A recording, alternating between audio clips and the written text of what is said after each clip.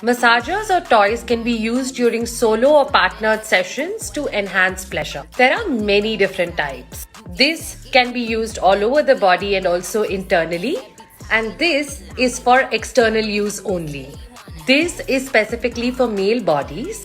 People use them for a lot of different reasons, for experimenting, for experiencing something new. For some people with vulvas, toys become the only way through which they can achieve an orgasm. For some trans folks, it can also help with their dysphoria.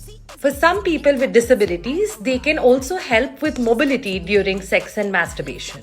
Whether or not to use one is completely your choice. But if you do decide to get one, make sure that they're made out of body-safe material, do not share them with anyone, and also don't be afraid to use lots of lube. Store them properly and keep them dry. And remember that you don't have to do anything that feels uncomfortable for you. And if the toys feel weird, you can always go acoustic. Toys are not meant to replace human touch and connection. So don't feel threatened by them. They're only meant to enhance or make your connection spicier. Treat them as collaborators and not competitors.